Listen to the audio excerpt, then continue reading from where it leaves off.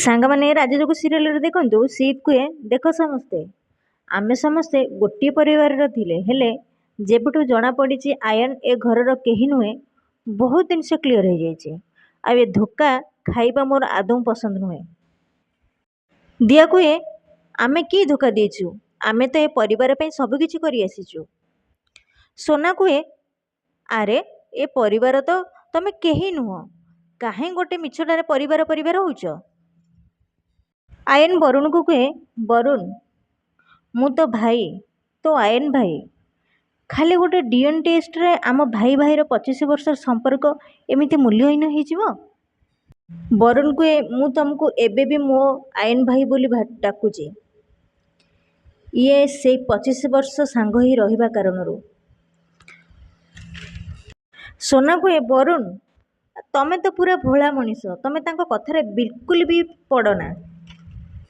ବରୁଣ କୁହେ ସୋନା ଚୁପ୍ ରୁହ, ମୁଁ କଥା ହେଉଛି ନା। ସାଇଲେନ୍ସ। ତମେ ମୋ ନିଜ ଭାଇ ହୁଅ କି ନ ହୁଅ ମୋତେ କିଛି ବି ଫରକ ପଡ଼ୁନି, ତଥାପି ତମେ ମୋ ଆୟନ ଭାଇ ଥିଲ।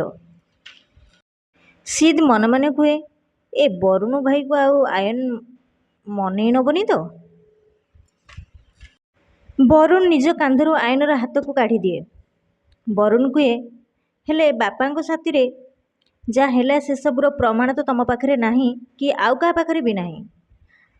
ଆମେ ଏତିକି ଜାଣିଛୁ ଯେ ସେ ୱାର୍ଡ଼ ବୟ ତମ ଇସାରାରେ କାମ କରୁଥିଲା, ଆଉ ବାବାଙ୍କ ମନରେ ଅଦିତି ପାଇଁ ଯେଉଁ ଡର ଆସିଥିଲା ସେ ସବୁ ବି ତମରି ପାଇଁ ହିଁ ହେଇଥିଲା, ଯେଉଁଥିପାଇଁ ବାବାଙ୍କ ଜୀବନ ଚାଲି ଯାଇଥାନ୍ତା ଭାଇ।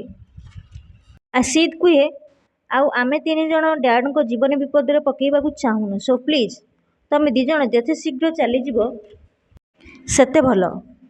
ଆମ ଡ୍ୟାଡଙ୍କୁ ମାରିଦେବାକୁ ଚେଷ୍ଟା କରୁଥିବା ଲୋକ ଏ ଘରେ ଆଉ ରହିପାରିବନି।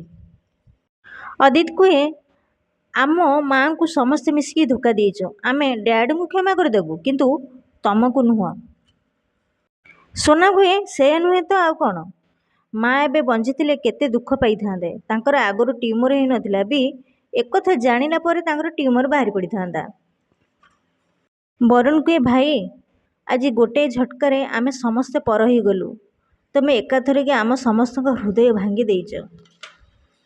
ଆୟନ କୁହେ ହେଲେ ବରୁଣ ମୁଁ ବି ଏ ପରିବାରର ଗୋଟେ ଅଂଶ, ବାସ୍ ଆଉ ଗୋଟିଏ ସୁଯୋଗ ଦିଅ। ସିଦ୍ କୁହେ ହେ ବାହାରି ଯା, ଏ ଘରୁ ବାହାର, ବହୁତ ସୁଯୋଗ ଦିଆହେଇଛି ତମମାନଙ୍କୁ, ଥରେ ସୁଯୋଗ ପାଇଲେ ତମେ ମାନେ ଡ୍ୟାଡଙ୍କୁ ବି ବିପଦ ଭିତରକୁ ଠେଲିଦେବ, ବାହାର କହି ଧୋକା ମାରୁଥାଏ ଆୟନକୁ।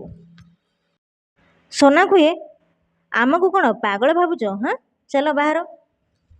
ସାଙ୍ଗମାନେ ଆପଣମାନେ ଯଦି ମୋ ଚ୍ୟାନେଲରେ ନୂଆ ଅଛନ୍ତି ତାହେଲେ ମୋ ଚ୍ୟାନେଲକୁ ସବସ୍କ୍ରାଇବ୍ କରିଦିଅନ୍ତୁ ଆଉ ଛୋଟିଆ ଲାଇକ୍ଟିଏ କରିଦିଅନ୍ତୁ, କାହିଁକିନା ମୁଁ ଏଇଭଳି ଭିଡ଼ିଓ ଆପଣମାନଙ୍କ ପାଇଁ ସବୁଦିନ ଆଣିଦେବି। ଜୟ ଜଗନ୍ନାଥ।